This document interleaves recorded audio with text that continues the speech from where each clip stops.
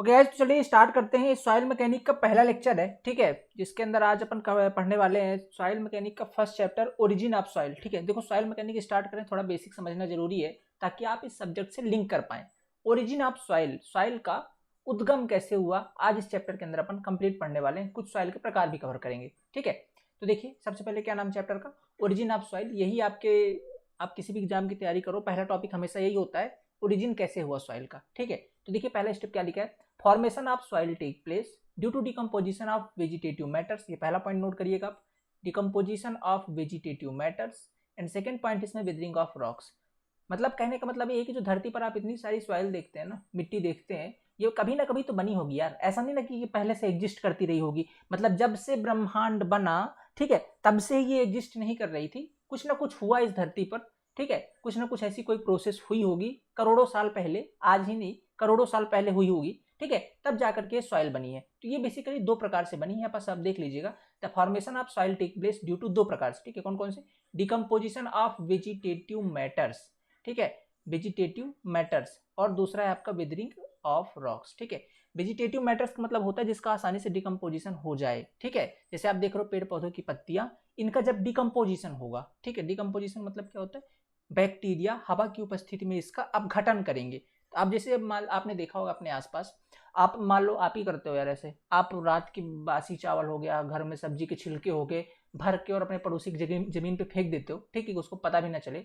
फिर वो अगले दिन 2-4 दिन बाद वो क्या हो जाता है, उसका बैक्टीरिया डिकम्पोजिशन कर देते हैं और वो क्या सॉइल में बदल जाता है। समझ रहे हो ना, अदरवाइज तो आज तक इतने फेंके आपने, वो तो मतलब समझ रहे हो भंडार हो जाना चाहिए था, नहीं होता। क्यों? क्योंकि वो डिकम्पोज होकर के सॉइल में कन्वर्ट हो जाता है। तो जो वो सॉइल बनती है उसको क्या बोलते हैं अपन, उसको बोलते हैं हम ऑर्गेनिक सॉइल। क्या बनती है? क्योंकि वो ऑर्गेनिक मैटर से बना है, ठीक है, वो डिकम्पोज होने वाले मैटर से बना है। जैसे फूल पत्तियों से के पौधे हो सकते हैं, देखिए, ठीक है, ये क्या हो सकते हैं। अब चूंकि मैंने तो एग्जाम्पल दिया है, ठीक है, अब सारी सॉइल ऐसे ही तो नहीं बनी, कैसे बनी होगी, जैसे जितने सारे पेड़ पौधे हैं उनकी पत्तियां गिरी, ठीक है, जैसे एक समय पर पत्तियां झाड़ते हैं सारे पेड़ पौधे, वो पत्तियां गिरती हैं नीचे, ठीक है, पत्तियां नीचे गिरती हैं, धीरे धीरे उन पर फिर बारिश का पानी पड़ता है, ये जो बैक्टीरिया होते हैं उनका अपघटन करते हैं और धीरे धीरे मिट्टी में कन्वर्ट होने लग जाती है। ठीक है, ऐसे भी घास फूस, मिट्टियाँ, सब्जी के छिलके, जो भी ऑर्गेनिक मैटर्स हैं, ये बैक्टीरिया की उपस्थिति में डिकम्पोज होकर के सॉइल में कन्वर्ट हो जाते हैं। और ऐसी सॉइल को हम लोग क्या बोलते हैं, ऐसी सॉइल को बोलते हैं हम ऑर्गेनिक सॉइल। क्या बोलते हैं?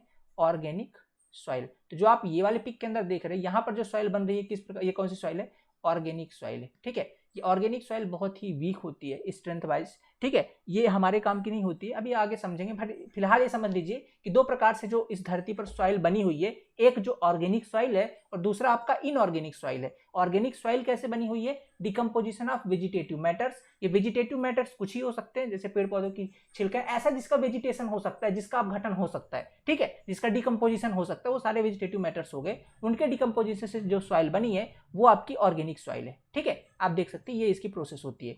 दूसरा होता है एक इनऑर्गेनिक सॉइल। ठीक है, दूसरा क्या होता है? Inorganic soil. इनऑर्गेनिक सॉइल क्या होती है? ये बनती है वेदरिंग ऑफ रॉक से। ठीक है, क्या है? वेदरिंग ऑफ रॉक से। वेदरिंग का मतलब यहाँ पर ये है कि मौसम के प्रभाव के कारण जो बड़े बड़े रॉक्स हैं, जो बड़े बड़े पहाड़ हैं, पर्वत हैं, वो टूट टूट कर उसका छोटा छोटा अंश टूट टूट कर मिट्टी में परिवर्तित हो जाता है, सॉइल में परिवर्तित हो जाता है, उसे कहते हैं हम वेदरिंग ऑफ रॉक्स। ठीक है, मतलब पहाड़ का कुछ हिस्सा बहुत लंबे समय, ऐसा नहीं कि आज ही हो, बहुत लंबे करोड़ों वर्षों तक मौसम का उसमें प्रभाव हो रहा है, वेदरिंग का इफेक्ट के कारण, वेदरिंग ऑफ रॉक्स। रॉक्स की वेदरिंग होती है। वेदरिंग मतलब उसके अंदर हवा लग रही है, जोर जोर से आंधियां पड़ रही हैं, बारिश का पानी पड़ रहा है, तो उन इफेक्ट के कारण जो इसके छोटे छोटे पार्टिकल्स अलग होकर मिट्टी में कन्वर्ट हो जाते हैं। इस प्रकार से जो सॉइल बनती है उसको हम कहते हैं वेदरिंग ऑफ रॉक्स। अब देखो, ये जो रॉक्स है आपको ऐसा दिख रहा है, अभी आप देखो ऐसा दिख रहा है ना, ये कभी बहुत बड़ा ऐसे पहाड़ रहा होगा, ऐसे पर्वत रहा होगा, फिर इस पे क्या है, इस पे हवा पानी पड़ता गया, ठीक है, हवा पानी मतलब वेदर का, मौसम का प्रभाव पड़ता गया, धीरे धीरे इससे जो इसके छोटे छोटे कण हैं निकलते गए, बहते गए, निकलते गए, तो सॉइल में कन्वर्ट हो गया। अब ये कुछ ऐसा हो गया है, जिसे बोलते हैं वेदरिंग ऑफ रॉक्स। इस प्रकार से भी एक सॉइल बनती है, जिसे अपन लोग क्या बोलते हैं? Inorganic soil. तो जो इस प्रकार से सॉइल बनती है इसको बोलते हैं हम इन ऑर्गेनिक सॉइल। ठीक है, तो सॉइल बेसिकली कितने प्रकार की होती है? सॉइल बेसिकली दो प्रकार की होती है। एक तो होती है आपकी ऑर्गेनिक, जो वेजिटेटिव मैटर्स के डिकम्पोजिशन से बनती है, और दूसरी जो वेदरिंग ऑफ रॉक्स, रॉक्स के वेदरिंग होने के कारण बनती है, उन्हें अपन बोलते हैं इनऑर्गेनिक सॉइल। ये दो प्रकार की सॉइल जनरली एग्जिस्ट करती हैं इस धरा पर, इस पृथ्वी पर। ठीक है, मतलब कभी ना कभी बनी है ये सॉइल। ठीक है, और कौन कौन सी प्रोसेस? ये दो प्रोसेस से बनी हुई है।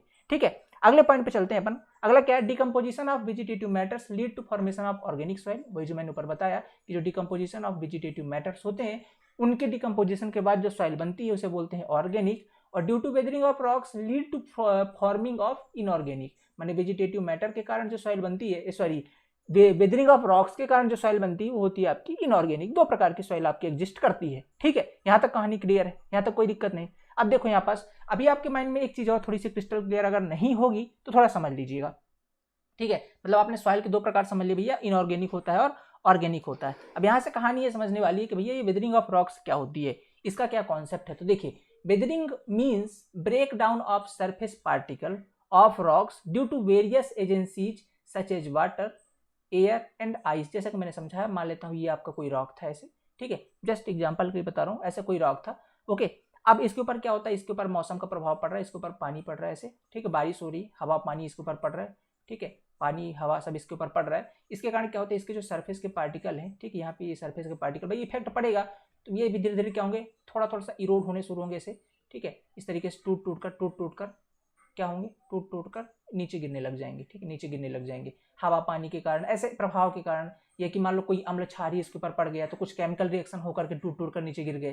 तो इस तरीके से क्या हो रहा है इसका, इस तरीके से ये वेदर मौसम के प्रभाव के कारण ये छोटे छोटे पार्टिकल्स के टूट टूट करके यहाँ नीचे ये सब एकत्रित हो जाते हैं। ठीक है, मतलब इसका एक छोटा सा हिस्सा अलग होता होता होता सॉइल में कन्वर्ट हो जाता है। ऐसी सॉइल को हम लोग क्या बोलते हैं, इनऑर्गेनिक सॉइल। इस प्रोसेस को क्या बोलते हैं, वेदरिंग ऑफ रॉक्स। क्या बोलते हैं, इस प्रोसेस को वेदरिंग ऑफ रॉक्स। मौसम के प्रभाव के कारण पहाड़ या रॉक्स का एक हिस्सा जो सॉइल में कन्वर्ट होता है उसे अपन वेदरिंग ऑफ रॉक्स कहते हैं। कौन कौन से मौसम की एजेंसीज होती हैं, जैसे वाटर हो गई आपकी, एयर हो सकती है, आइस, जब भी देखते हैं ना बर्फ के गोले पड़ते हैं, ठीक है, बर्फबारी होती है तो उसके कारण भी कुछ कुछ ये वेदरिंग होती है, इन्हें अपन कहते हैं वेदरिंग ऑफ रॉक्स। ठीक, आगे चलते हैं। Weathering of rocks is generally two type, दो प्रकार की वेदरिंग होती है। ये जो वेदरिंग हो रही है भी दो प्रकार से होती है, एक होती है आपकी फिजिकल वेदरिंग और दूसरा होती है आपकी केमिकल वेदरिंग। अब ये क्या कॉन्सेप्ट है सर, समझिए।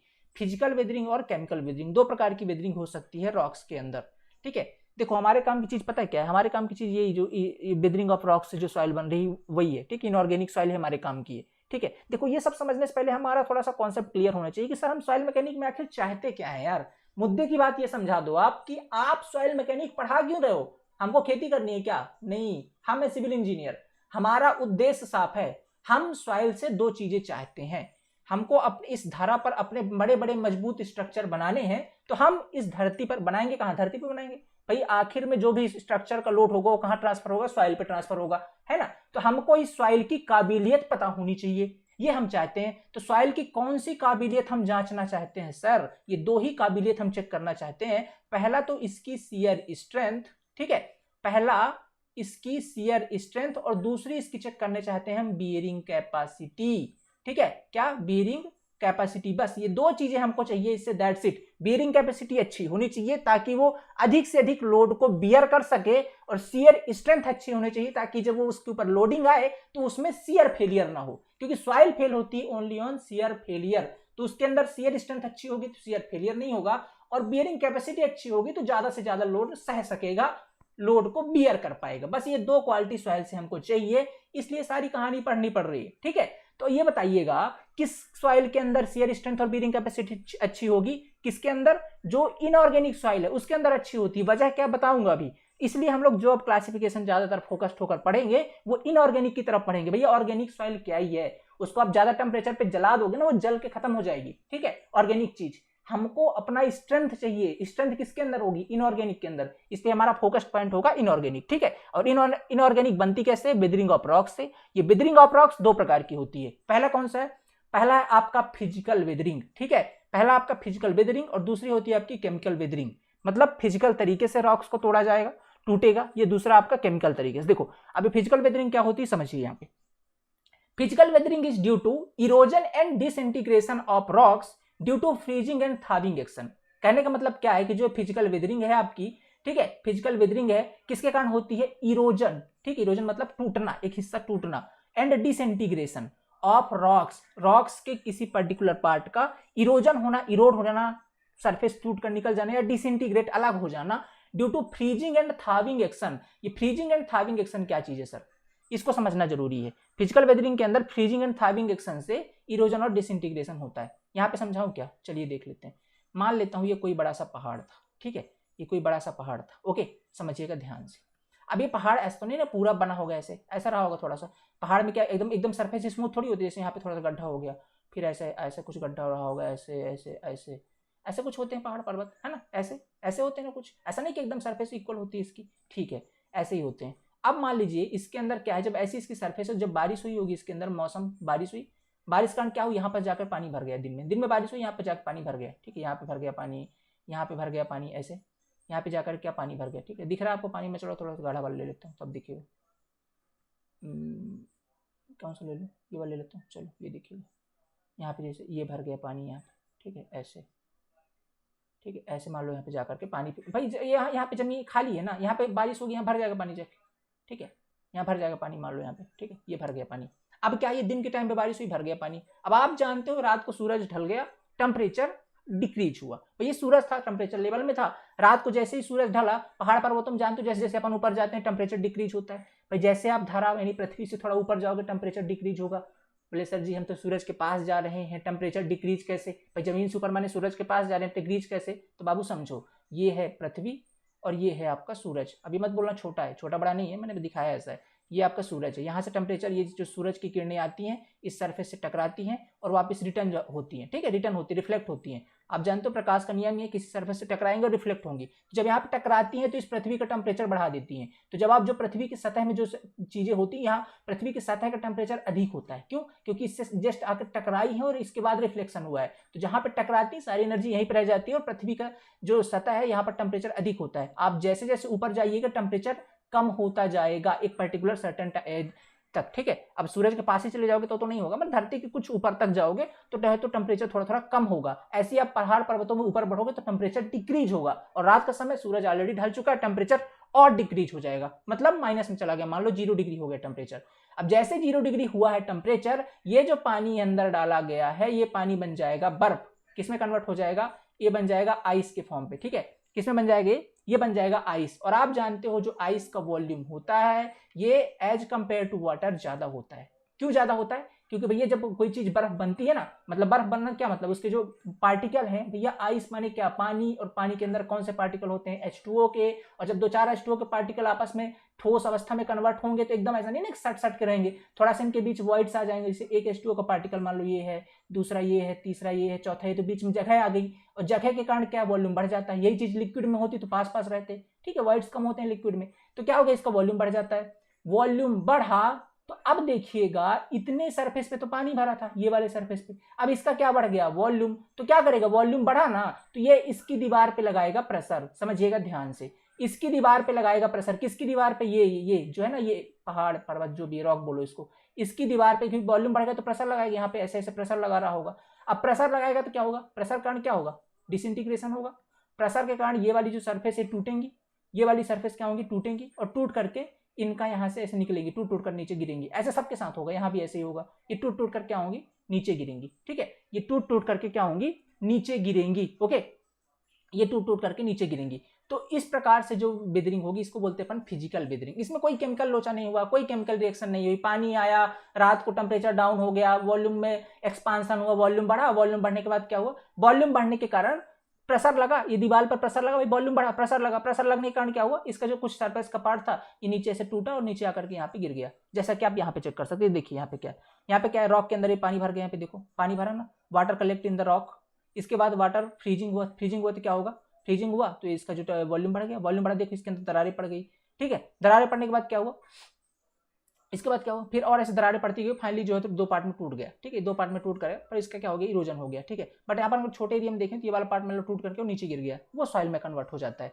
तो ऐसी वेदरिंग को क्या बोलते हैं हम, ऐसी वेदरिंग को बोलते हैं अपन फिजिकल वेदरिंग। इस प्रकार से अगर मौसम रॉक का टूटना हो रहा है या रॉक से जो है तो उसका पर्टिकुलर सर्टेन पार्ट टूट करके नीचे गिर रहा है, वेदरिंग हो रही, तो ऐसे क्या बोलते हैं अपन, फिजिकल वेदरिंग, किसी प्रकार का केमिकल रिएक्शन नहीं हुआ, ठीक है, इसको क्या बोलते हैं अपन, फिजिकल वेदरिंग। अगला एक पॉइंट है केमिकल वेदरिंग। अच्छा इसके में और थोड़ा समझिएगा, फिजिकल वेदरिंग के अंदर और समझ लेते हैं। The soil particle formed by this weathering are bigger size and have same mineral content as that are parent rock. कहने का मतलब ये है कि जैसे मान लीजिए इसमें जो टूटा है, देखिएगा आप, ये जैसे टूट करके अलग हुआ तो लगभग बड़े बड़े पार्टिकल बनते हैं, ऐसा नहीं कि बहुत छोटे कोलाइडल पार्टिकल बने, ऐसा नहीं होता इसमें बड़े साइज के पार्टिकल बनते हैं, ठीक है। तो अगर फिजिकल वेदरिंग के कारण जो पार्टिकल बन रहे हैं उसकी साइज अच्छी खासी होगी, बड़े साइज के पार्टिकल होंगे। अगर सेम चीज अपन देखें तो जो उसके मिनरल कंटेंट होगा उसके अंदर वो भी अपने पेरेंट रॉक की तरह ही होगा। कहने का मतलब ये है कि भैया जैसे इसका हिस्सा है ना, जैसे मान लो ये पूरा पर्वत है और इससे टूट करके कोई पार्ट नीचे गिरेगा, मान लो ये इससे यहाँ से कोई पार्ट इसका टूटा और नीचे गिर गया यहाँ पे, तो जो इसमें मिनरल कंटेंट होगा वो तो सेम ही होगा ना भाई। मिनरल कंटेंट कब बदलता है? जब कोई केमिकल रिएक्शन हो रही हो, ठीक है, तब कोई मिनरल कंटेंट बदलेगा ना। अभी क्या है, सिर्फ टूट के अलग हुआ है तो मिनरल कंटेंट कैसे चेंज होगा? मतलब जो इससे सॉइल बनती है, ठीक है, फिजिकल वेदरिंग से जो सॉइल बनती है उसमें जो मिनरल कंटेंट होता है वो उसके पेरेंट रॉक जिससे वो मिलकर के बनी है वैसा ही होता है, कुछ अलग नहीं होता, कुछ पेरेंट मिनरल इसके चेंज नहीं होते हैं। भैया एक बात बताओ, आपका बच्चा होगा तो डीएनए आपका ही होगा ना, है कि नहीं? डीएनए थोड़ी बदल जाएगा, आप ही बताओ, है कि नहीं? हाँ, अब अगर बाहर से कुछ केमिकल लोचा हुआ है तो बात अलग है, तो फिर कुछ नहीं कर सकते, तो बदल सकता है उस केस में। लेकिन अगर डीएनए आपका है, बच्चा आपका है, तो डीएनए आपका होगा ना। सेम चीज है यहाँ पर, भैया ये बना किससे? ये सॉइल बनी है किसी रॉक से, तो पेरेंट की तरह मिनरल तो वही होंगे, है कि नहीं? बात समझ रहे होगे मेरी भावनाओं को मैं क्या बताना चाहता हूँ। फिजिकल वेदरिंग समझ में आ गई होगी। चलते हैं केमिकल वेदरिंग। अच्छा, ये पेरेंट रॉक की तरह ही इसमें मिनरल कंटेंट होगा, इसमें कोई दिक्कत नहीं है। कुछ और इसकी प्रॉपर्टीज है, एग्जाम्पल जैसे आपका सैंड हो गया, ठीक है, सैंड स्टोन से बनता है, ग्रेवल हो गया, एटसेट्रा। ये जो सैंड और इनकी देखो साइज बड़ी होती है सैंड ग्रेवल की, है ना। ये सारे कैसे बनते हैं? बाई फिजिकल वेदरिंग बनते हैं। कैसे बनते हैं? बाई फिजिकल वेदरिंग, ठीक है, by physical weathering. This type of particle do not have any bonding among them. ये चीज इनके अंदर है, इन पार्टिकल के बीच किसी प्रकार का बॉन्डिंग नहीं होता। बॉन्डिंग बोले तो किसी प्रकार का कोहेजन आपको देखने को नहीं मिलेगा, ठीक है। इनके बीच किसी प्रकार का कोहेजन नहीं होता है। जैसे आप देखते हो ना, रेत के एक एक दाने अलग होते हैं, ये एक रेत का पार्टिकल, दूसरा रेत का, एक एक दाना अलग होता है। लेकिन वहीं पर आप क्ले का उठा के देख लो, क्ले के सारे पार्टिकल आपस में जुड़े होते हैं with the force of cohesion, क्योंकि वहां पर कोहेजन होता है। वो बनता क्या है? केमिकल वेदरिंग से बनता है, इसलिए वहां पर कोहेजन है। इनके अंदर क्या होता है? अब देखो यहाँ पे हर एक पार्टिकल इसका अलग अलग है। सैंड का देखो, ग्रेवल का देखो, हर एक पार्टिकल अलग होता है। फिर कहेंगे सर अगर इनका सारा पार्टिकल अलग है तो फिर ये जुड़ते कैसे हैं? तो इनमें एक दूसरे प्रकार का फोर्स कार्य करता है जो इनको आपस में बांध के रखता है। जैसे इनके बीच इंटरलॉकिंग होती है या फ्रिक्शन फोर्स होता है। तो कौन कौन से? They interaction among these particle is just a physical interaction like friction and interlocking. तो ये आपस में केवल दो चीजों से कनेक्ट होते हैं। एक तो फ्रिक्शन होगा, फ्रिक्शन मतलब जैसे सरफेस बड़े हैं तो इसका थोड़ा सरफेस एरिया ज्यादा होगा, और दूसरा वाला सरफेस एरिया है, तो आपस में क्या करेंगे? रगड़ करेंगे, तो इनके क्या बीच, यहाँ पर ये वाले सरफेस के बीच क्या जनरेट होगा? फ्रिक्शन जनरेट होगा, ठीक है, फ्रिक्शन जनरेट होगा। फ्रिक्शन के कारण ये आपस में जुड़े रहते हैं, फ्रिक्शन। और दूसरा होता है इंटरलॉकिंग। जैसे पार्टिकल मान लो ग्रेवल का है, बड़े साइज का, कुछ ऐसे इसके पार्टिकल है, इस तरीके से, कुछ इस शेप का है, और दूसरा भी इस शेप का है, दूसरा इस शेप का है, ठीक है, इस शेप का है, और कुछ ऐसा है, मान लो ऐसा है। तो क्या होगा? इन दोनों से क्या थोड़ा खांचे ऊंचे बढ़े हैं इसके, ठीक है, देख रहे हो ना, नुकीला पार्ट है, तो एक दूसरे में क्या हो गया? फंस गए जाकर के इसके नुकीले पार्ट, मतलब क्या हो गई? इंटरलॉकिंग हो गई। क्या हो गई? इंटरलॉकिंग का मतलब ये है कि एक के खांचे दूसरे खांचे में जाके फंस जाए, तो इंटरलॉकिंग होगी, तो ऐसे जाम हो जाते हैं, एक दूसरे को पकड़ के रखते हैं। तो एक तो वजह ये होती है आपस में इनका संबंध होने की, एक वजह इंटरलॉकिंग है, और दूसरा क्या है? आपका फ्रिक्शन है। ये दो ही वजह है जो इनको आपस में बांध के रखती है। बाकी भाई सब इनके बीच आपस में कोई रिलेशन नहीं, कोई कनेक्टिविटी नहीं होती है, जैसा कि और अदर सॉइल में होती है, जैसे कोहेजन वगैरह। यहाँ पर कोई फोर्स नहीं होता है। तो याद रखना है फिजिकल वेदरिंग में ये concept. These type of these physical are classified, जैसे रेंगुलर, ये एंगुलर हो सकते हैं, राउंडेड भी हो सकते हैं, फ्लैट भी हो सकते हैं, या इलोंगेटेड भी हो सकते हैं। इस शेप के बारे में बताया गया है कि जो बनेंगे वो इस शेप के हो सकते हैं। The behaviour of soil mass which made of these particle depend upon relative density of soil मास। तो इनके अंदर क्या है, ठीक है, ये जो होते हैं इसकी जो प्रॉपर्टी होती है किस पे डिपेंड करती है? रिलेटिव डेंसिटी पर डिपेंड करती है, ठीक है। किस पे डिपेंड करती है? रिलेटिव डेंसिटी पर। इनकी जो प्रॉपर्टी होती है बेसिकली डेंसिटी पर ही डिपेंड करती है, रिलेटिव डेंसिटी पर डिपेंड करती है, ठीक है, रिलेटिव डेंसिटी पर डिपेंड करती है। ओके, अभी क्या होती है रिलेटिव डेंसिटी? थोड़ा आगे वेट करिए, समझ में आ जाएगा, ठीक है, क्या होती है। अभी चूंकि आया नहीं तो यहाँ पे समझाने का कोई मतलब नहीं, बस ये समझ लीजिएगा फिजिकल वेदरिंग में जो पार्टिकल की प्रॉपर्टी होती है, बिहेवियर होता है सॉइल मास को, किस पर डिपेंड करता है? उसकी रिलेटिव डेंसिटी पर डिपेंड करता है। अगले चैप्टर में आएगा ये, तो ऑलरेडी समझ में आ जाएगा, ठीक है। अब देखो इसके बाद देखिए केमिकल वेदरिंग क्या है। पहला समझ में आ गया ना, कोई दिक्कत नहीं। दूसरे वाले पार्ट पे आते हैं, केमिकल वेदरिंग। व्हेन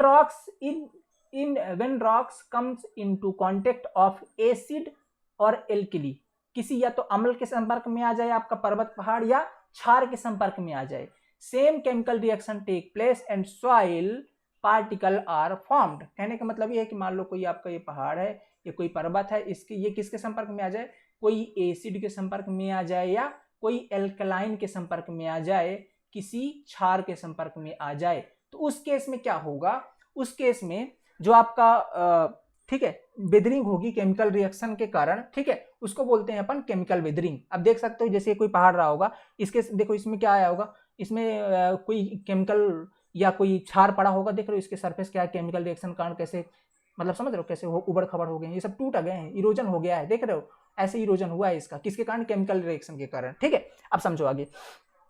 अब कहेंगे सर ये बताइएगा आप, इसके अंदर केमिकल डालने कौन जाएगा भैया, ऐसा कौन है जाकर के इनके अंदर केमिकल बरसाएगा।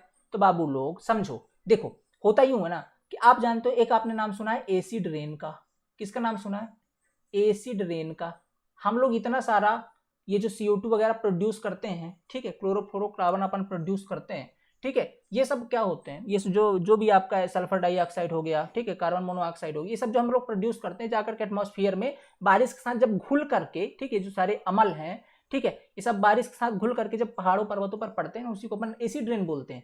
तो उनके अंदर तो ऑलरेडी एसिड है, अब ये एसिड पड़ेगा पर्वतों के अंदर, तो वहां पर क्या होगी, केमिकल रिएक्शन होगी, ठीक है, वहां पर केमिकल रिएक्शन होगी, और केमिकल रिएक्शन के कारण जो इसका सरफेस है इरोजन होगा, उसे अपन बोलते हैं केमिकल वेदरिंग। ठीक है, उसे क्या बोलते हैं, केमिकल वेदरिंग। पर यहां पर समझने वाली बात है, केमिकल वेदरिंग तो समझ में आ गई, यहां पर जो आपकी सॉइल बनेगी, ठीक है, जो सॉइल बनेगी इसमें हुआ है केमिकल रिएक्शन, तो केमिकल रिएक्शन के कारण कुछ ना कुछ इसके मिनरल कंटेंट बदल जाएंगे। जैसे here mineral content is different their parent rock, तो जो सॉइल इससे बनी है उसमें मिनरल कंटेंट डिफरेंट होगा, ठीक है, मिनरल कंटेंट डिफरेंट होगा एज देयर पेरेंट रॉक। मतलब नहीं समझ रहे हो, जैसे मान लो, समझो मेरी बात को, जैसे मान लो कोई ये रॉक है, ठीक है, ये क्या है आपका रॉक है, इसके अंदर जो मिनरल कंटेंट है, ठीक है, इसके अंदर जो मिनरल कंटेंट है, ठीक है, जो भी मिनरल कंटेंट है, अगर इससे कोई सॉइल बनती है बाई केमिकल वेदरिंग, ठीक है, बाई केमिकल वेदरिंग, तो जो उसके अंदर मिनरल कंटेंट होगा वो अलग होगा,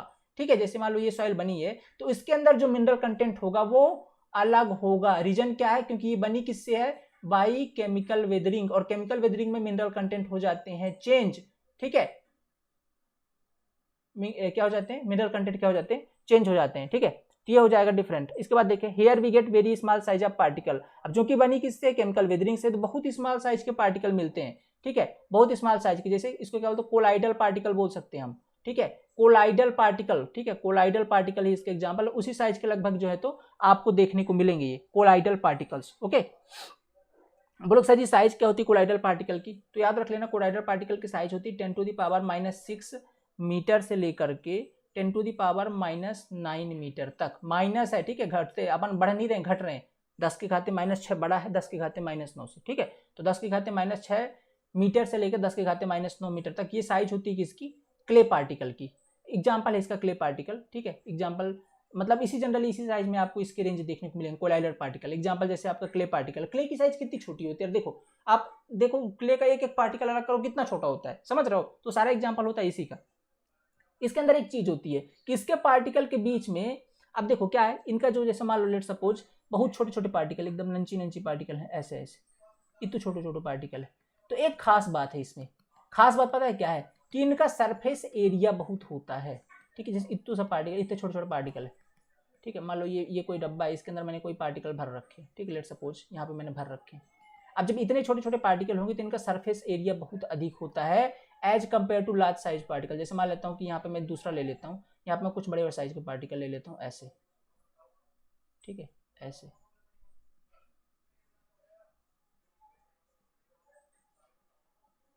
ओके, यहाँ पर मैं क्या बड़े साइज के पार्टिकल, अब देखो ये कौन सा, ये बिगर साइज के पार्टिकल है, तो इनका जो SSA होगा, SSA मतलब होता है सरफेस एरिया, ठीक है, ठीक है, SSA मतलब क्या होता है, स्पेसिफिक सरफेस एरिया, SSA मतलब स्पेसिफिक, ठीक है, ये स्पेसिफिक, ये लिखा हुआ है यहाँ पे देखो, SSA मतलब स्पेसिफिक सरफेस एरिया, ये होता है, ये कम होगा, ये कम होगा एज कंपेयर टू इसके, इसका जो SSA होगा ये अधिक होगा।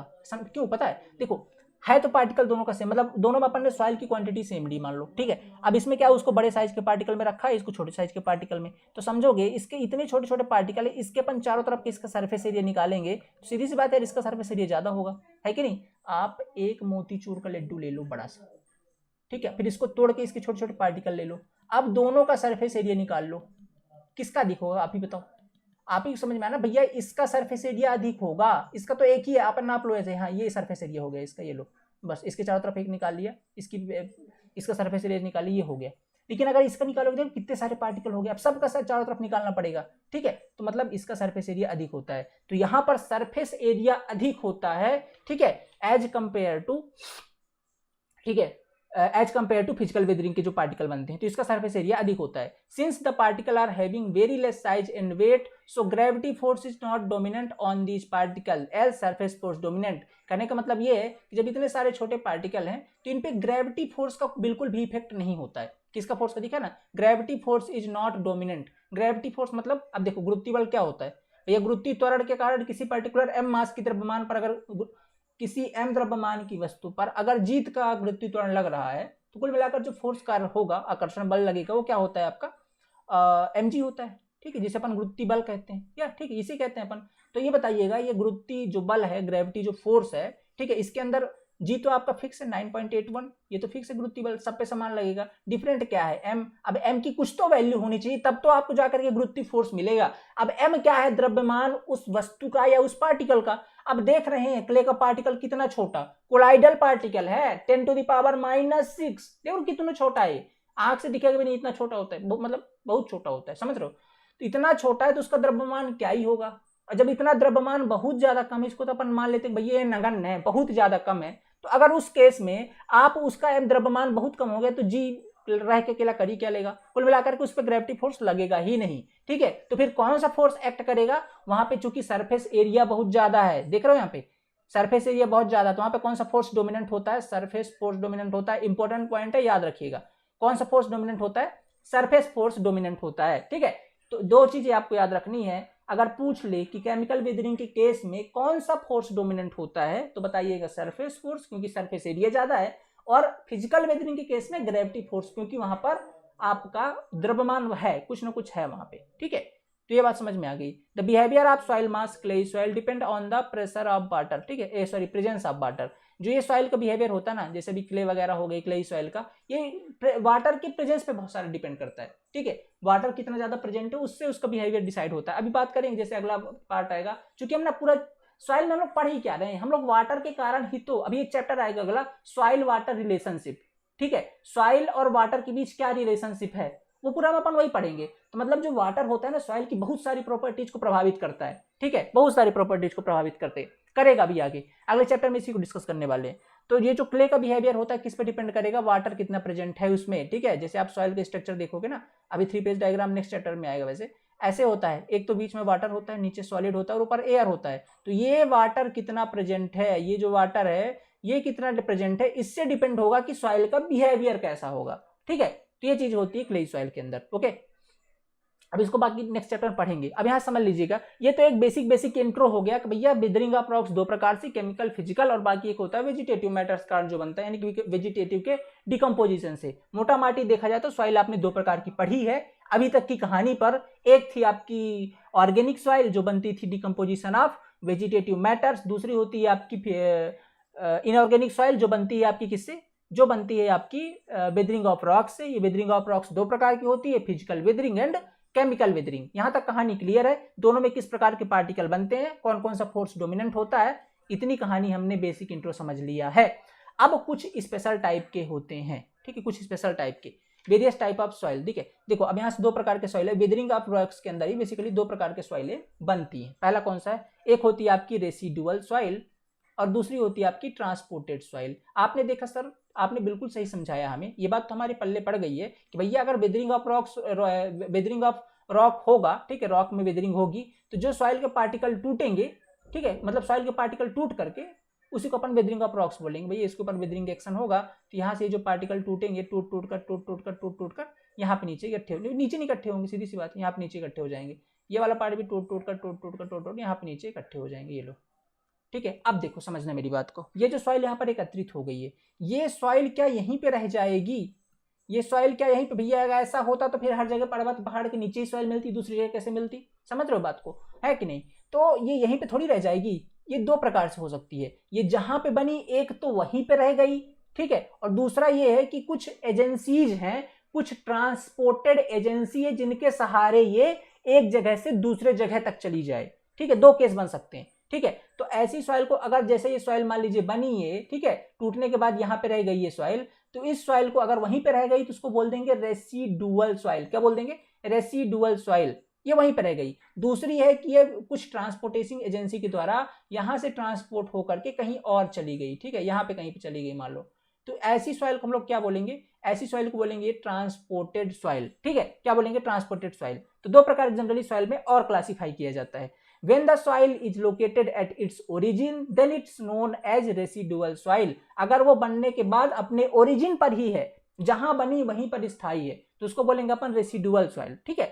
ओके, दूसरा क्या है? ट्रांसपोर्टेड। ट्रांसपोर्टेड में क्या होता है कि बनी तो कहां पर थी? बनी तो भैया यहां पे थी, देख रहे हो ना, बनी तो यहां पे थी, लेकिन कुछ ट्रांसपोर्टिंग एजेंसी, अब ट्रांसपोर्टिंग एजेंसी कौन से है? ओला, उबर, ये? अरे नहीं, ओला उबर थोड़ी ना लेके जाएंगे, नहीं, इनमें कुछ और है, ठीक है। इनमें कौन सी ट्रांसपोर्टिंग एजेंसी है? इसमें नेचुरल ट्रांसपोर्टिंग एजेंसी है, ठीक है। इनमें नेचुरल ट्रांसपोर्टिंग एजेंसी है, जैसे आपका वाटर, एयर, आइस, ग्रेविटी, ये सब नेचुरल ट्रांसपोर्टिंग एजेंसी है, ठीक है, जो सॉइल को ट्रांसपोर्ट करेंगे एक जगह से दूसरे जगह तक। अब बोले सर एयर से कैसे? मान लीजिएगा बहुत तेज आंधी चलती है जब ना, देखो आप, ठीक है, तो क्या होता है, आप देखते हो उसके अंदर सॉइल के कुछ कुछ पार्टिकल, आंख में बंद कर लो, आंख में घुस जाएंगे पार्टिकल, क्या होते हैं? सॉइल के पार्टिकल उड़ उड़ के ट्रांसपोर्ट हो रहे हैं, अब जहां पे आंधी बंद हुई वहीं पे जाके गिर गए। ऐसे करके करोड़ों वर्षों से चलता आ रहा है, सॉइल के ट्रांसफर होते जा रहे हैं। ऐसे ही नदियों के साथ होता है, नदियां अपने साथ बहुत सारा सिल्ट बहा के ले जाती है, जैसे आप गंगा के मैदान देख लो, ठीक है, सुंदरवन डेल्टा देखो, कितना बड़ा डेल्टा बना दिया गंगा नदी ने, बहा बहा के सिल्ट ले गई सॉइल को, ठीक है। तो ऐसे ही नदियां ट्रांसपोर्ट करती हैं, ऐसे ग्रेविटी ट्रांसपोर्ट करती है, तो ये सब वेदरिंग सब नेचुरल ट्रांसपोर्टिंग एजेंसी होती हैं जो सॉइल को ट्रांसपोर्ट करती हैं। ट्रांसपोर्ट मतलब एक जगह से दूसरी जगह तक ले जाती हैं। तो इस प्रकार अगर कोई सॉइल बनी है तो उसको अपन लोग बोलेंगे ट्रांसपोर्टेड सॉइल, और रेसिडुअल मतलब जहां पे बनी वहीं पे स्थायी है। अब दोनों में एक घाटा है, ये दोनों के दोनों फायदे भी हैं। देखो रेसिडुअल सॉइल के अंदर क्या हुआ कि जैसे मान लो यहाँ से कोई वेदरिंग रॉक हुआ है, तो इसके अंदर जिस भी साइज के पार्टिकल बने होंगे, अब एक ही साइज के नहीं बने होंगे, कुछ छोटा बना होगा, बड़ा बना होगा, हर साइज के पार्टिकल बने होंगे, और सारे एक ही जगह एकत्रित हैं, है कि नहीं? सारे एक ही जगह एकत्रित हैं, देख रहे हो? तो इसके अंदर मतलब रेसिडुअल सॉइल के अंदर all type of particle present होंगे, ये बात हम कह सकते हैं। क्या होंगे? All type of particle present होंगे, ये बात आप यहां से कह सकते हो, ठीक है। ऑल टाइप ऑफ पार्टिकल इसके अंदर प्रेजेंट होंगे, सही बात है सर। दूसरी चीज क्या है, जब all type of particle present होते हैं ना, तो उसकी स्ट्रेंथ अधिक होती है। क्यों? ऐसा क्यों बोल रहे हैं सर आप, स्ट्रेंथ अधिक क्यों है? स्ट्रेंथ में ऑल टाइप ऑफ पार्टिकल का क्या मतलब है? स्ट्रेंथ में ऑल टाइप ऑफ पार्टिकल होने का एक मतलब है, मतलब ये है कि जैसे मान लीजिए दो ये एक बड़े साइज का पार्टिकल हो गया, दो बड़े साइज के, अब दो बड़े साइज के पार्टिकल जब बगल में आएंगे ना, तो उनके बीच कुछ जगह रह जाएगी, इस जगह को छोटा वाला पार्टिकल फिल कर देगा। तो कुल मिलाकर देखा जाए तो इनके बीच वॉइड्स बहुत ही ज्यादा, जीरो तो नहीं कर सकते, सॉइल के अंदर कुछ ना कुछ वॉइड्स रहेगा ही, बट ये कि वॉइड्स बहुत कम बचेंगे। और एक बात समझिएगा, वॉइड्स जितने ज्यादा कम होंगे, ठीक है, वॉइड्स जितने ज्यादा कम होंगे, स्ट्रेंथ उतनी ज्यादा होगी। ये जितने ज्यादा स्पेस अंदर कम होगा उतनी ज्यादा स्ट्रेंथ होगी ना, तो स्ट्रेंथ उतनी ज्यादा कम होगी। तो रेसिडुअल के केस में वॉइड्स कम होते हैं क्योंकि हर टाइप के पार्टिकल प्रेजेंट हैं, और जितने गैप होते हैं वो छोटे छोटे पार्टिकल भर देते हैं, ठीक है, छोटे बड़े मिला के मतलब सब एडजस्ट हो जाते हैं, तो स्ट्रेंथ अधिक हो जाती है इसकी। और हमको चाहिए क्या? हमारा उद्देश्य भैया हमको तो स्ट्रेंथ ही चाहिए, तो हमारे लायक सबसे बेस्ट रेसिडुअल ही होती है। अब दूसरा पॉइंट ऑफ व्यू समझो, ट्रांसपोर्टेड क्यों बेस्ट नहीं है? ट्रांसपोर्टेड देखो, ट्रांसपोर्ट कौन कर रहा है? ट्रांसपोर्ट कर रहा है हवा। अब हवा देखो, मान लो एयर से ट्रांसपोर्ट हो रहे, तो एयर से मान लो कोई पार्टिकल उड़ता हुआ जा रहा है, ठीक है, कोई पार्टिकल उड़ता हुआ, तो जब ये उड़ता हुआ जाएगा पता कैसे जाएगा? ये मान लो सॉइल का ये एक पार्टिकल है, ये ऐसे घूमेगा, ये ऐसे जा रहा है ना, अब ये हवा के संपर्क में आया तो ऐसे घूमता हो जाएगा, ये घूमा, फिर अगली बार ये ऐसे घूम जाएगा, फिर अगली बार ये ऐसे घूम जाएगा, फिर अगली बार ये ऐसे घूम जाएगा, तो कुल मिला के राउंड होता होता होता जाएगा। और जब ये राउंड होता जाएगा तो ये पता है अपने डेस्टिनेशन पहुंचते समय एकदम ये गोल हो जाएगा। मतलब ये चला कैसे था? चला मान लेता हूँ कुछ ऐसे था, कुछ ऐसे था इसकी संरचना, मिटा के बना देता हूँ, रुको एक मिनट। जब ये चला था यहाँ से तो कुछ इसकी संरचना मान लो ऐसे थी, पर ये घूमता घूमता घूमता अपने डेस्टिनेशन में एकदम क्या हो गया है, राउंडेड हो गया है। क्या हो गया है, राउंडेड हो गया है। तो जब ये पहुंचा है अपनी डेस्टिनेशन पे तो वहां पर इसका शेप राउंडेड हो गया है। अब ये समझो, जब राउंडेड राउंडेड के पार्टिकल आपस में बैठेंगे, ये लो ये लो ये लो ये लो, कितना भी आप राउंडेड रख, छोटा बड़ा साइज किसी भी साइज का रख दो, जब भी राउंडेड होंगे उनके बीच वाइड्स बहुत ज्यादा बचेगा, और वाइड्स रहेगा। अब एक चीज तो एक वाइड्स रह जाएगा तो दूसरी चीज वाइड्स होंगे, वाइड्स होंगे, वाइड्स होंगे, वाइड्स ज्यादा होंगे तो स्ट्रेंथ कम हो गई, स्ट्रेंथ कम हो गई। ये तो पहला पॉइंट हो गया। दूसरी बात इसके अंदर ये है कि इनके बीच अगर राउंडेड होंगे तो किसी प्रकार की इंटरलॉकिंग नहीं होगी। इंटरलॉकिंग मतलब देखो, जैसे ये गोल गोल है और दूसरा गोल गोल है, ठीक है। अब ये कैसे पकड़ेंगे, अभी मान लो ये चीज ऐसा होता, एंगुलर होता, और ये भी ऐसे एंगुलर होता, तो एक दूसरे को पकड़ लेते, जाके खांचे में सेट हो जाते, सारे हो जाते ना। तो एक इंटरलॉकिंग फोर्स जो देखा आपने फिजिकल इंजीनियरिंग में बहुत इंपॉर्टेंट है, उसी कारण तो स्ट्रेंथ आएगी, उसमें पकड़ बनेगी। ये फाइनली पकड़, जब एक दूसरे को पार्टिकल पकड़ के रखेंगे तभी ना स्ट्रेंथ आएगी। तो अब ये राउंडेड बन जाएंगे तो पकड़ कैसे आएगी। तो कुल मिलाकर के इंटरलॉकिंग कम हो जाती है, इंटरलॉकिंग कम होने से इसकी स्ट्रेंथ कम हो जाती है, तो इंटरलॉकिंग कम हो जाती है। दूसरा रीजन ये है, ठीक है। फ्रिक्शन कम हो जाता है, फ्रिक्शन भी कम हो जाता है, ठीक है भाई। ये सरफेस एरिया कम हो गया ना भाई, राउंडेड का सरफेस एरिया कम होता है। अरे यार, अब बोले सर जी राउंडेड का सरफेस एरिया कैसे, जितना सरफेस एरिया कम होगा फ्रिक्शन उतना कम होगा, तो फ्रिक्शन कम हो जाता है। अब आप कहेंगे सर फ्रिक्शन एरिया राउंडेड का क्या रिलेशन है। देखो, आपने एक कॉन्सेप्ट पढ़ा है, वर्षा की बूंदें गोलाकार होती हैं, क्यों, क्योंकि जब भी किसी वस्तु को स्वतंत्र छोड़ेंगे तो वो अपना मिनिमम सरफेस एरिया रखना चाहेगी, और किसी भी वस्तु में minimum surface area rounded shape का होता है, तो सरफेस एरिया कम हो गया ना। यही चीज अगर फ्लैट होती और ये चीज होती तो ज्यादा सरफेस एरिया होता, जितना सरफेस एरिया उतना कांटेक्ट एरिया होता। भैया ये इतना सरफेस एरिया है, उतना दूसरे पार्टिकल से कांटेक्ट में रहती, उतना फ्रिक्शन जनरेट होता, तो राउंडेड होने के कारण फ्रिक्शन भी कम हो गया। तो ये 3-4 घाटे हैं ट्रांसपोर्टेड के, और ये सब में लागू होता है। आप ग्रेविटी से करा लो, आप एयर से ट्रांसफर करा लो, आप वाटर से करा लो, ये सब कुछ सब में अंदर वही चीज होती है। तो ट्रांसपोर्टेड के अंदर ये घाटा है। इसीलिए एज अ सिविल इंजीनियर हम ये मानते हैं भैया हमारे लायक जो बेस्ट सॉइल होती है ना, वो रेसिडुअल सॉइल होती है। एज सिविल इंजीनियर हम मानते हैं कि हमारे लिए जो बेस्ट सॉइल होती है कौन सी होती है, रेसिडुअल सॉइल होती है। बाकी ट्रांसपोर्टिंग सॉइल क्या समझ में आ गई ना, कोई वेदरिंग एजेंसी ट्रांसपोर्ट करके ले जाए। अब ये ट्रांसपोर्टेड सॉइल के भी कई सारे प्रकार होते हैं, समझना जरूरी है, इनसे क्वेश्चन बनते हैं, ठीक है। जैसे एलुवियल सॉइल, एलुवियल सॉइल का मतलब होता है कि अगर किसी सॉइल को रिवर वाटर ट्रांसफर कर रहा है एक जगह से दूसरी जगह तक, क्या ट्रांसफर कर रहा है, transported by moving water such as river.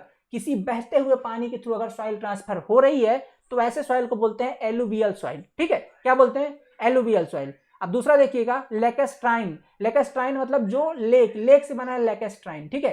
कहां पर पाई जाए, किसी झील के बॉटम में पाई, मान लो कोई झील है, कोई लेक है और उसके बॉटम में पाई। बॉटम में कैसे पाई जाएगी, जैसे यहाँ पर कोई सॉइल थी, यहाँ पर इसके यहाँ पे कोई पहुंचते झड़ते झड़ते झड़ते पहुंच गई बॉटम पे, यहाँ पे तो बॉटम में एकत्रित होती जाती है ऐसे ऐसे ऐसे। तो इस सॉइल को क्या बोलते हैं अपन, इस सॉइल को हम बोलते हैं लेकेस्ट्राइन सॉइल। क्या बोलते हैं, लेकेस्ट्राइन सॉइल, जो बॉटम में पाई जाती है लेक्स की। कोलुवियल सॉइल क्या है, जो ग्रेविटी के थ्रू ट्रांसपोर्टेड होगी। बस एक एक बात याद रखना इनके बारे में, कौन क्या होती है, दैट्स इट, किसके थ्रू कौन सा ट्रांसपोर्टेड होता है, दैट्स इट, ठीक है।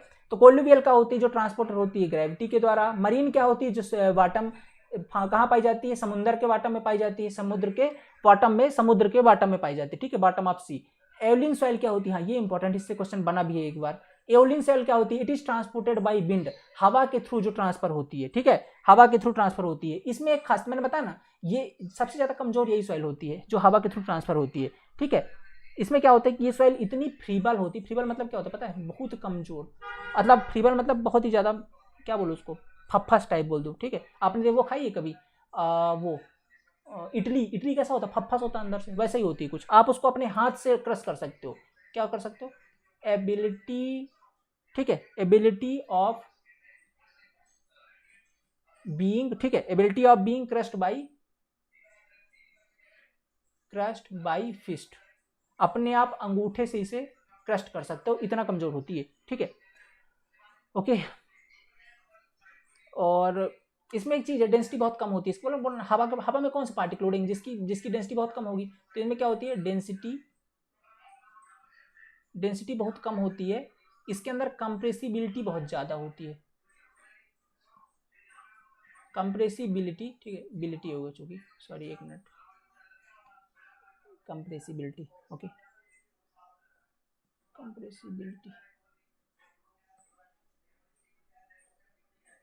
कंप्रेसिबिलिटी बहुत ज़्यादा होती है, ठीक, कंप्रेसिबिलिटी बहुत ज़्यादा होती है, ये इसके अंदर खास बात है, याद रखना है। बाकी मैंने बता दिया, जो हवा में घूमते हुए आते हैं पार्टिकल तो राउंडेड हो जाते हैं, बाकी सारा कॉन्सेप्ट समझा दिया। आगे देखो कोलैप्सिबल सॉइल, ये type of soil aeolian soil का ही एक प्रकार होता है, मतलब हवा के थ्रू ही ट्रांसफर होती है कोलैप्सिबल सॉइल, ठीक है। और ये बेसिकली एरिड और सेमी एरिड रीजन में पाई जाती है, जैसे आपका राजस्थान, कुछ सूखे प्रदेशों में पाई जाती है जहाँ पे थोड़ा सा बारिश कम होती है, ऐसे प्रदेशों में पाई जाती है, जैसे राजस्थान वगैरह में सेमी एरिड रीजन में, ठीक है। ये क्या बोलते हैं, कोलैप्सिबल सॉइल। ग्लेशियल सॉइल क्या होती है, ट्रांसपोर्टेड बाई ग्लेशियर्स, अगर कोई चीज ग्लेशियर्स के थ्रू ट्रांसपोर्ट हो रही है तो उसको ग्लेशियल सॉइल बोलेंगे, ठीक है। तो यहाँ तक तो कुछ बेसिक इंट्रो था, इनको याद रखिएगा कौन सी सॉइल होती है, इनसे भी क्वेश्चन पूछा जाता है, ठीक है, नो डाउट। तो यहाँ से भी एक क्वेश्चन बनेगा आपका 1 नंबर का, इनको भी याद रखना है। अब कुछ some important type special type of soil है, ठीक है, जिसका आपने नाम तो सुना होगा। कुछ some special type of soil होती है, जैसे पहली आपकी ब्लैक कॉटन सॉइल, ठीक है। काली कपास मिट्टी, सब ने अपने आसपास जरूर देखा होगा ये काली कपास मिट्टी को, ठीक है। और ये ना अभिशाप है, मान लो आप सिविल इंजीनियरिंग के लिए, क्या बोलूं, अभिशाप है सिविल इंजीनियरिंग के लिए ब्लैक कॉटन सॉइल। बोले सर ऐसा क्यों बोल रहे हैं, ऐसा मैं इसलिए बोल रहा हूँ, समझते हैं। देखो पहला चीज क्या है ब्लैक कॉटन सॉइल के अंदर बनती कैसे, पहला तो ये पॉइंट निकला है, इसमें इंपॉर्टेंट पॉइंट में कुछ लिख रहा हूँ। ये बनती कैसे है, ये बनती है फॉर्म्स ड्यू टू, लिखो यहाँ पे, form due to chemical weathering of basalt rock, ठीक है। बेसाल्ट रॉक के केमिकल वेदरिंग से बनती है, पहली चीज हो गया, पहला इंपॉर्टेंट पॉइंट है, कैसे बनती है, केमिकल वेदरिंग के, बेसाल्ट के केमिकल वेदरिंग से, ठीक है, बेसाल्ट रॉक के केमिकल वेदरिंग से। दूसरा इंपॉर्टेंट पॉइंट इसके अंदर है जो आपको याद रखना है, ठीक है, ये बहुत ज्यादा इंपॉर्टेंट होती है, पता है किसके, इसको बोलते हैं काली कपास मिट्टी, मतलब कपास की खेती के लिए बेस्ट है, ठीक है। तो किसके लिए बेस्ट होती है ये, highly stable for growing cotton, ठीक है, highly suitable for growing cotton, ठीक है। कपास की जो खेती है उसके लिए सबसे बेस्ट होती है आपकी यही वाली कपास की खेती के लिए, ठीक है। तीसरा क्या है, इसके अंदर, ठीक है, इसके अंदर हाई सॉइलिंग और श्रिंकेज होती है, इट हैज, ठीक है, it has got very high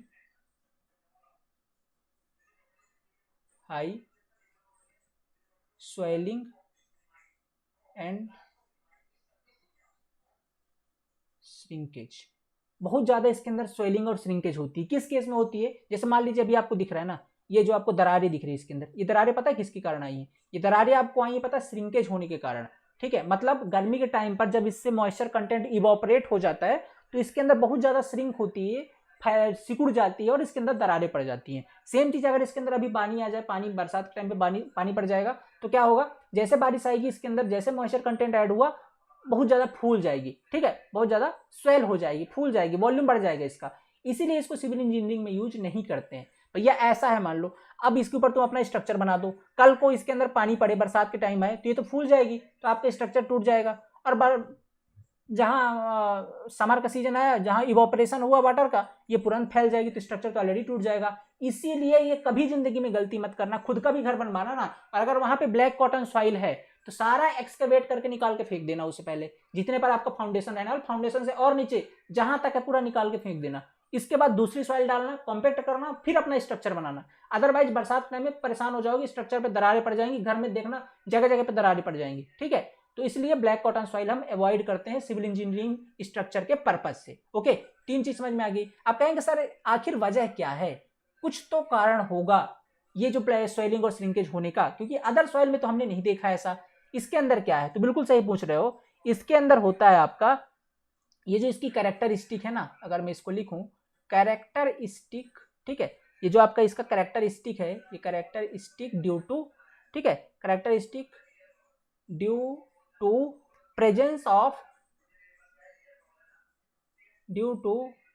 of montmorillonite, बहुत अच्छे से नाम याद रखना इसका, मोंटमोरिलोनाइट, ठीक है, मोंटमोरिलोनाइट, ये इसका नाम याद रखना, मोंटमोरिलोनाइट मिनरल, ठीक है, मोंट मोरिलोनाइट मिनरल। अब कहेंगे सर जी ये कौन सी बला आ गई, मोंट मोरिलोनाइट क्या चीज है? देखो क्ले के अंदर ना हर चीज के अंदर, मैंने बताया था ना, आपने पढ़ा स्टार्टिंग के अंदर कि भैया उसका जो पेरेंट मिनरल होता है चेंज नहीं होता, मतलब कुछ ना कुछ तो मिनरल पाया जाता है। बिल्कुल सही बात है, मिनरल सब जगह पाए जाते हैं, ठीक है। आपकी बॉडी में जैसे डीएनए है सबके अंदर पाया जाता है, वैसे मिनरल सबके अंदर पाए जाते हैं, ठीक है। तो देखो ये जो मिनरल होते हैं जनरली 3-4 प्रकार के होते हैं, जैसे इलाइट होता है आपका, ठीक है, और आपका ये मोंट मोरिलोनाइट होता है आपका, और होते हैं एक दो।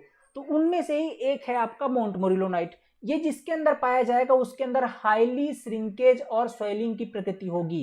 कहने का मतलब ये है कि बिहेवियर डिपेंड करेगा किसी भी सॉइल का कि उसके अंदर मिनरल कौन सा प्रेजेंट है, ठीक है। जैसे आपका बिहेवियर डिपेंड करता है कि आपके अंदर किस व्यक्ति का डीएनए है। भैया आपका डीएनए आप जैसा आज बिहेव कर रहे हो डिपेंड करता है कि आपके पापा का बिहेवियर कैसा, देखना हमेशा मिलता रहता है, ठीक है। आपका जैसा स्वभाव, आप गुस्सैल हैं तो आप गुस्सैल, भाई राशि तक मिलती है, सिंह राशि आपके तो आपके आपके बच्चे की भी सिंह राशि होगी जनरली, ठीक है। आपका बिहेवियर अगर गुस्सा वाला है तो आपके बेटे का भी गुस्सा वाला बिहेवियर होगा, है ना, समझ रहे हो ना। तो किस पे डिपेंड कर रहे हैं? डीएनए पे। सेम चीज होती है यहाँ पे, जैसा पेरेंट रॉक में मिनरल रहा होगा वैसा सॉइल में मिनरल होगा, और जैसा मिनरल रहा होगा वैसे बिहेव करेगी सॉइल, ठीक है। तो मोंट मोरिलोनाइट अगर प्रेजेंट है ना, तो मोंट मोरिलोनाइट के कारण हाईली सॉइलिंग एंड श्रिंकेज होगी, ठीक है, बहुत ज्यादा सॉइलिंग एंड श्रिंकेज होती है, ओके।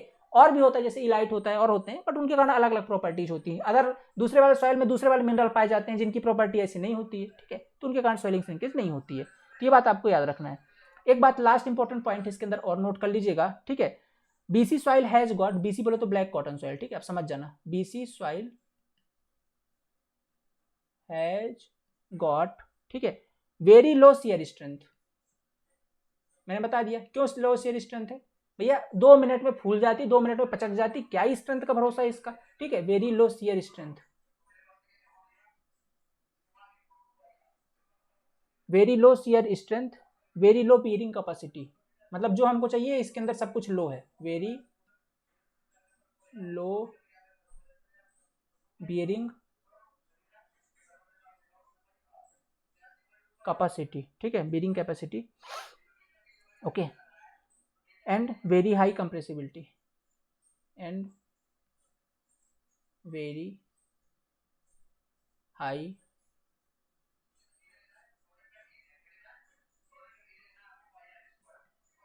कंप्रेसिबिलिटी, ठीक है, and very high compressibility, okay.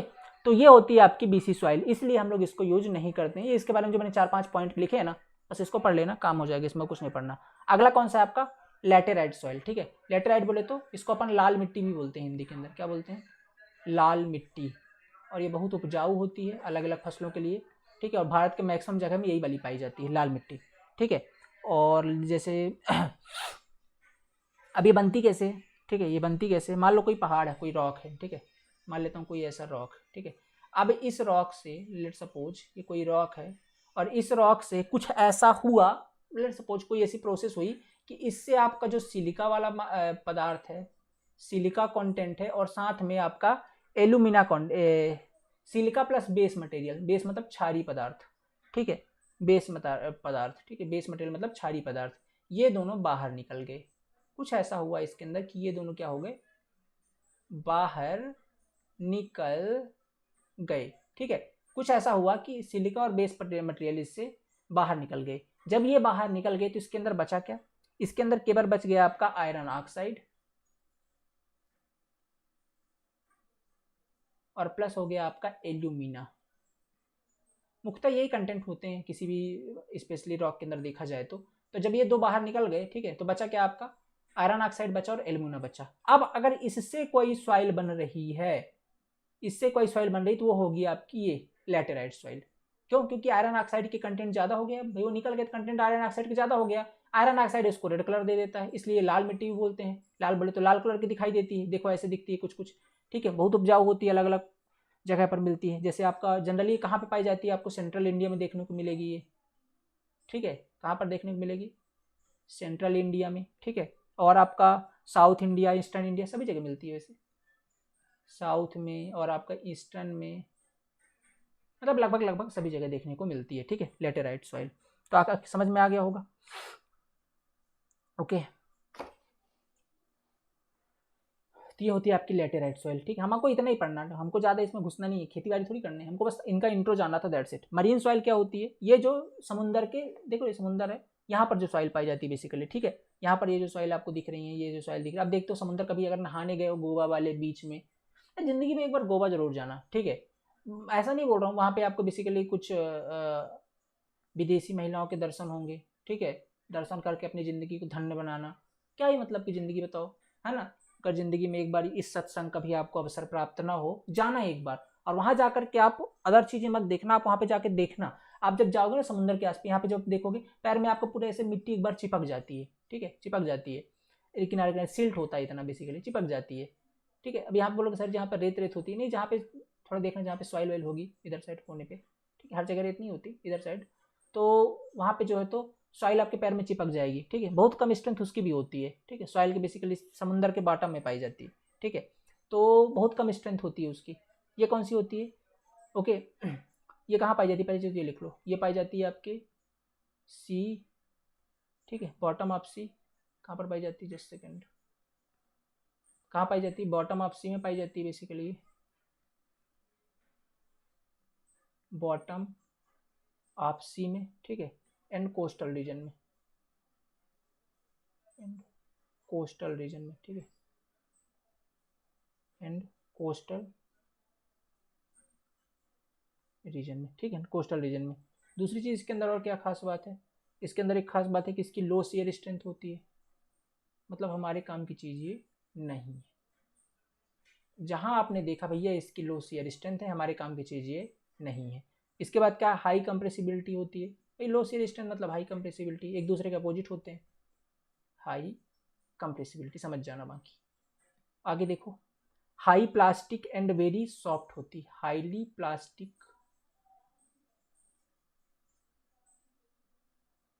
Highly plastic and very soft होती है, ठीक है। ये होती है इसकी खासियत, तो याद रख लेना इसके बारे में कुछ कुछ पॉइंट। अगला कौन सा है आपका, अगला है आपका बेंटोनाइट सॉइल। बेंटोनाइट क्या होती है, इसके अंदर भी पता है, इसके अंदर भी एक चीज होता है, वो ये है कि हाई परसेंटेज में मोंट मोरिलोनाइट पाया जाता है, हाई परसेंटेज में मोंट मोरिलोनाइट मिनरल, ठीक है, हाई परसेंटेज में मोंट मोरिलोनाइट मिनरल कंटेंट, ठीक है। इसके अंदर हाई परसेंटेज का जो मोंट मोरिलोनाइट मिनरल पाया जाता है। अब एक क्वेश्चन पता है डाउट वाला, हमेशा पूछा जाता है, मान लो आपसे दो ऑप्शन दे दिए जाए कि in which type of soil there is high percentage of mineral content is available, there is high percentage of montmorillonite mineral content is available, ठीक है। तो आप क्या आंसर करेंगे, वहाँ पे ऑप्शन 4-5 दे देगा, बेंटोनाइट दे देगा, वहाँ से ऑप्शन आपको और कई सारे दे देगा, ठीक है, मरीन सॉइल दे देगा, और अभी अपन ने जैसे एक पढ़ा जिसके अंदर हाई, जैसे ब्लैक कॉटन सॉइल दे देगा। तो अगर मान लीजिए आपको बेंटोनाइट और ब्लैक कॉटन मिले ना, तो आप लगाइएगा बेंटोनाइट को, क्योंकि हाई परसेंटेज में बेंटोनाइट में प्रेजेंट होता है, ठीक है। आंसर इसका कई जगह इसका बेंटोनाइट दिया हुआ है, ये लगा, वैसे तो देगा नहीं, कंफ्यूजन वाला अलग अलग ही देता है, बट अगर दोनों मिले तो बेंटोनाइट लगाइएगा, ठीक है। इसके बाद आपका आता है कुछ हाई पूछा है ना, रेंज की बात हो रही है यहाँ पे, तो इसको लगाइएगा। बेसिकली बनती कैसे है ये, तो ये बनती है वॉल्केनिक एश से, ठीक है, ओके। कहाँ से बनती, it is form due to volcanic ash, volcanic, ठीक है, ये वॉल्केनिक लिखा, ठीक है, जस्ट सेकेंड। कैसे बनती है, वॉल्केनिक एश से बनती है, ओके।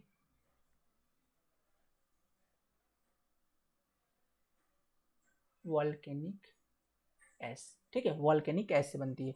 ये दो चीज़ें हो गई, यहाँ तक याद रहेगा, बस इतना ही काफ़ी इसके लिए। बाकी बहुत लो शेयर स्ट्रेंथ है, कोई काम की नहीं। मोंट मोरिलोनाइट है तो फिर समझ गए, ज़्यादा श्रिंकेज होगी, स्वेलिंग होगी, वो सब अपने काम की चीज़ें नहीं है, ठीक है। ये चीज़ें हो गई, बस इतना याद रख लेना बेंटोनाइट के बारे में। लोम के बारे में देखो, लोम, ठीक है, लोम बेसिकली मिक्सचर होती है, ठीक है। क्या होती है, लोम एक प्रकार का मिक्सचर है, किसका मिक्सचर है, ये मिक्सचर होती है आपकी किसकी किसकी, एक तो आपकी सैंड की, दूसरी आपकी सिल्ट की, ठीक है, और तीसरी आपकी क्ले की, तीनों का मिक्सचर है ये लोम, ठीक है, तीनों का मिक्सचर है। अब इसी के नाम पर अपने को इसको नाम देना है। अगर मान लेता हूँ कि सैंड की मात्रा ज़्यादा है, अगर ठीक है, अगर मान लेते हैं सैंड की मात्रा ज़्यादा है तो उसको अपन सैंडी सॉइल बोल देंगे। क्या बोल देंगे अपन? Sandy soil. अगर मान लेते हैं कि अपन सिल्ट की मात्रा ज़्यादा है, ठीक है, अगर अपन सिल्ट की ज़्यादा है मात्रा तो उसको क्या बोल देंगे? उसको बोल देंगे सिल्टी सॉइल। ठीक है, मतलब जो ज़्यादा है उसको उसको डोमिनेंट देना है, दैट्स इट, उसका डोमिनेंस होगा। क्ले ज़्यादा है तो क्लेई सॉइल। ठीक है, इस बेसिस पर इसके जो है तो नाम रखे जाते हैं। ओके, ये होता है, मतलब मिक्सर होता है तीनों का। लोम हो गया। आगे चलते हैं मक। मक मतलब क्या होता है? कीचड़। कीचड़ नहीं बोलेंगे वैसे, पीट माने कीचड़ होता है। मक एक मिक्सर ही बोल सकते हैं इसको। ठीक है, क्या बोलेंगे? कीचड़। कीचड़ नहीं बोलेंगे, ऐसे लिख देता हूँ, इसकी डिफिनेशन लिख देता हूँ, चलो। It is fine grand, it is a mixture of, it is a mixture of fine grand soil. ठीक है, ये मिक्सचर होती है फाइन ग्रेन्ड सॉइल का। ठीक है, कौन कौन से? जैसे कि एग्जाम्पल अगर मैं बात करता हूँ, सिल्ट हो गया आपका, क्ले हो गया आपका, इनका मिक्सचर होती है एंड, ठीक है, it is a mixture of fine grain soil and, ठीक है, it is mixture of fine grain soil and highly decompose, इसको एग्जांपल को ऐसे ब्रैकेट में रख दो, and highly decompose organic material. ठीक है, ऑर्गेनिक मैटर बोल देते हैं, ऑर्गेनिक मैटर। समझ रहे हो? दो चीजों का मिश्रण है, एक तो हाईली डिकम्पोज ऑर्गेनिक मैटर, जैसे आपने कभी देखा होगा बहुत जगह, मान लो कहीं पर एकदम कुछ पेड़ पौधे की पत्तियां पड़ी हुई थी, वहां पर वो चीजें सड़ गई थी, एकदम कीचड़ बन गया है, उसके अंदर आपने सैंड मिला दिया। अब बताओ, तो वो क्या होगा? एक मिला जुला रूप हो जाता है ना कीचड़ का, देखा होगा आपने, मिला जुला रूप हो जाता है। जैसे नालियों के अंदर देख लो, उसके अंदर ऑर्गेनिक मैटर बहता है और कुछ वैसे ही बहते हैं। तो जो नाली के अंदर आपने कीचड़ देखे हैं, कभी कभी आप आसपास से गुजरे होगे तो नाली से बाहर निकाल के देख कुड़ाए रहते रोड में, वो जब ले जाती है नगर पालिका वाली गाड़ी, तो जो वहां पे आपको देखने को मिलता है वो बेसिकली मक का एग्जाम्पल, क्योंकि उसके अंदर इनऑर्गेनिक मटेरियल भी है और ऑर्गेनिक मटेरियल भी है। इनऑर्गेनिक में जैसे आपका ये क्ले हो गया, सिल्ट हो गया, सब इनऑर्गेनिक में आ गए, और ऑर्गेनिक के अंदर ये हाईली डिकम्पोज्ड मैटर आ गए, तो वो जो कीचड़ दिखता है वो आपको मक कहलाता है बेसिकली। ठीक है, वो आपका क्या होता है? मक होता है। ठीक है, ओके, समझ में? तो यहाँ पर क्या है? सिल्ट और आपका क्ले तो इनऑर्गेनिक हो गया, बाकी वो आपका ऑर्गेनिक हो गया। ठीक है, इसे अपन एक नाम से और जानते हैं, क्या पता है? हाईली पार्शियल ऑर्गेनिक, और ठीक है, क्या बोलते हैं इसे? Partially, partially organic, organic soil and partially inorganic soil, partially inorganic soil. ठीक है, इसको अपन दोनों बोलते हैं, क्योंकि इसके अंदर कुछ पार्ट ऑर्गेनिक का भी है, कुछ पार्ट इनऑर्गेनिक का भी है, दोनों बोलते हैं, partially organic and partially inorganic. ठीक है, यहाँ तक कहानी समझ में आ गई कि नहीं आई? बताओ, अगले वाले पे चले, बस इतना ही जानना जरूरी है इसके बारे में।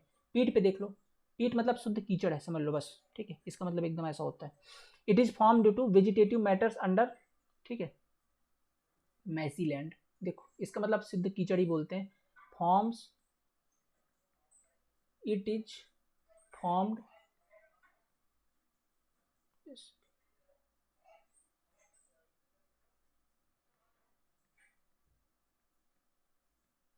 इट इज फॉर्म्ड, ठीक है, फ्रॉम वेजिटेटिव, ठीक है, vegetative matters, vegetative matters under, ठीक है, अंडर कंडीशन, ठीक है, under condition of excessive moisture, condition of excessive, ठीक है,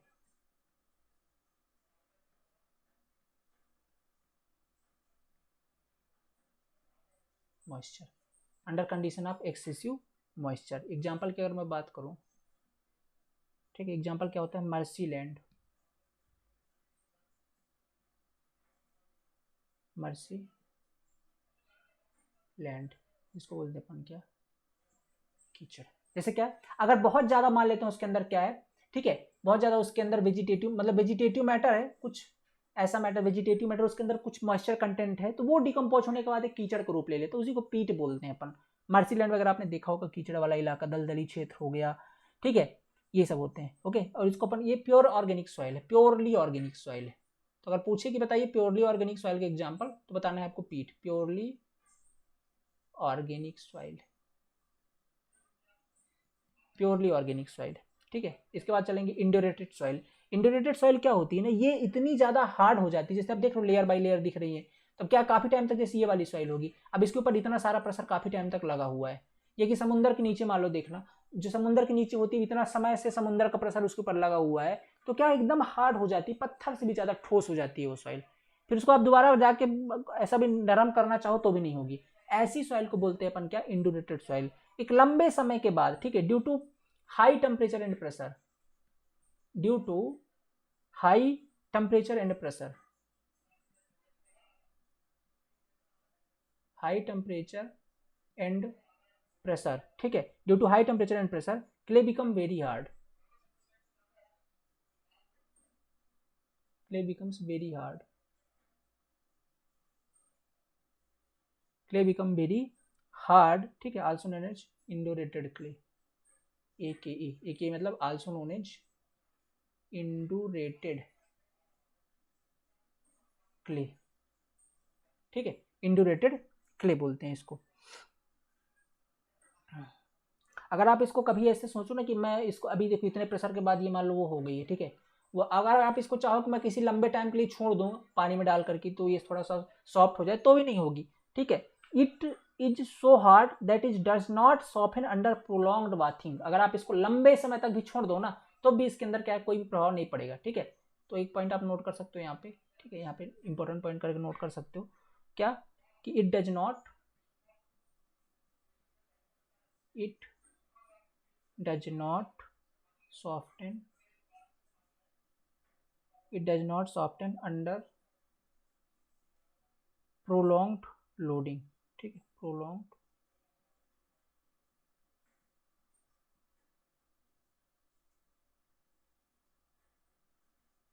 लोडिंग, ठीक है, does not soften under prolonged loading. Okay, ये समझ में आ गया।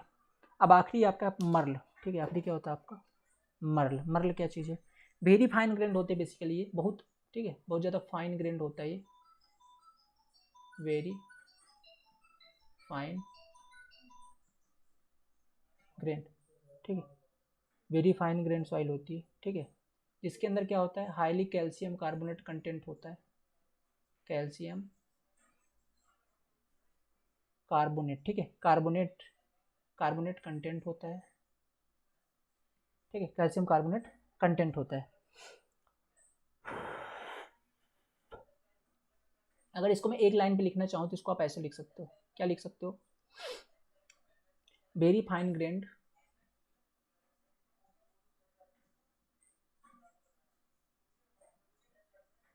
Very fine grained calcium carbonated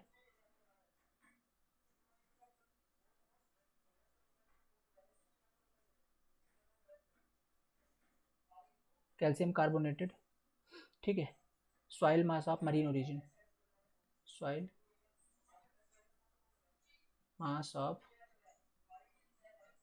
marine origin, ठीक है, soil mass of marine origin is known as marl, is known as marl, ठीक है, क्या बोलते हैं इसको, मर्ल बोलते हैं। एक बहुत सारी चीज एक बार पूछ जाती है, लिथिफिकेशन एक बहुत पूछा जाता है, ठीक है, आई थिंक हो गया है, ठीक है, यहाँ पे समझ लेते हैं। एक प्रोसेस है समझिएगा, लिथिफिकेशन, क्या लिथिफिकेशन, ये पूछा जा सकता है आपसे, क्या होता है, देखो लिथिफिकेशन एक प्रोसेस होती है, क्या होती है, एक प्रोसेस होती है, क्या होती है, जस्ट सेकेंड,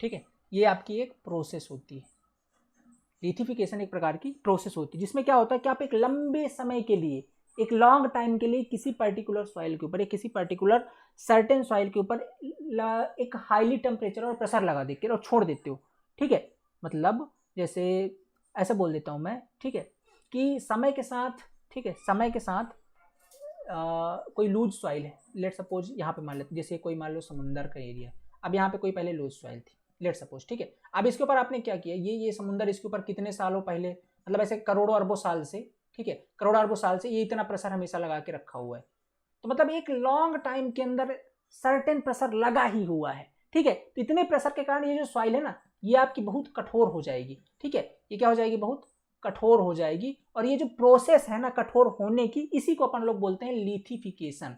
क्या बोलते हैं, लिथिफिकेशन। तो इससे पहले जो आपने पढ़ा अभी, ठीक है, इससे पहले जो आपने इंडोरेटेड सॉइल पढ़ा, वो भी बनता कैसे इंडोरेटेड, ये लिथिफिकेशन प्रोसेस के थ्रू ही। अब जरूरी नहीं कि यहाँ पे मैंने समुद्र का लोड लगाया तो वही लगे, हो सकता है इसके अंदर 2-3 लेयर ऑफ सॉइल का ही लोड हो जाए, उसके नीचे वाली लेयर हो जाए, ये कि कुछ भी ऐसा जो एक लंबे समय के लिए किसी पर्टिकुलर सॉइल के ऊपर लगा हुआ है लोड, उसके कारण जो सॉइल में कठोर हो जाती है समय के साथ, उसको बोलते हैं अपन लिथिफिकेशन, ठीक है। तो ये भी एक कॉन्सेप्ट था जिसको आपको समझना जरूरी है, ओके। और हाँ, अब एक लास्ट में क्वेश्चन ये बनता है जो आप लोग आंसर करोगे कमेंट बॉक्स में, ठीक है, आप लोग आंसर करो कमेंट बॉक्स में। मैंने बता दिया स्टार्टिंग में ही, आप एज अ सिविल इंजीनियर, ठीक है, as a civil engineer purpose या civil engineering purpose which soil is the best and why, आपको आंसर करना है। As a civil engineering purpose, civil engineering purpose, ठीक है, ठीक है, as a civil engineering purpose, ठीक है, या civil engineering point of view से, point of view which soil is better and why, ये 2-3 लाइन के अंदर आपको कमेंट बॉक्स में बताना है, फटाफट बताइएगा। स्टार्टिंग पे समझाया हुआ है, अगर आपने लेक्चर बहुत अच्छे से देखा होगा तो निश्चित ही आप इसका आंसर कर पाएंगे, ठीक है। और आशा करता हूँ आपको ये लेक्चर पसंद आया होगा। ये सॉइल मैकेनिक का पहला चैप्टर है और इसी के साथ ये चैप्टर आपका होता है कंप्लीट। अगला जो चैप्टर होगा स्टार्ट करेंगे सॉइल वाटर रिलेशनशिप, ठीक है, बहुत शानदार है। अगले में जैसे मैंने बताया कि बहुत सारी प्रॉपर्टी होती है सॉइल की जिसे वाटर की उपस्थिति प्रभावित करती है, तो कैसे करती है, क्या उनके बीच संबंध है, अगले वीडियो में अपन समझने वाले हैं, ठीक है, नेक्स्ट चैप्टर में। तो ये पहला चैप्टर था, ये पहला चैप्टर यहाँ से फिनिश होता है। नाम था इसका ओरिजिन ऑफ सॉइल, सॉइल का ओरिजिन पढ़ लिया, कैसे बनती है, कितने प्रकार की होती है, और कुछ डिफरेंट टाइप सॉइल की जो है उनको हमने समझ लिया इस वीडियो के अंदर। तो आशा करता हूँ ये लेक्चर आपको पसंद आया होगा। वीडियो को देख लीजिए, पीडीएफ आपको मिल जाएगा द सिविल पॉइंट के एप्लीकेशन पर, आपके सेक्शन पर ये उपलब्ध करवा दिया जाएगा, ठीक है। इसे देखिए, फटाफट अपने शॉर्ट नोट्स रेडी करिए और इसका रिवाइज मारिए, ठीक है। अगले स्टेप में अगले लेक्चर के अंदर मिलते हैं नेक्स्ट चैप्टर के अंदर। Thank you so much, have a nice day.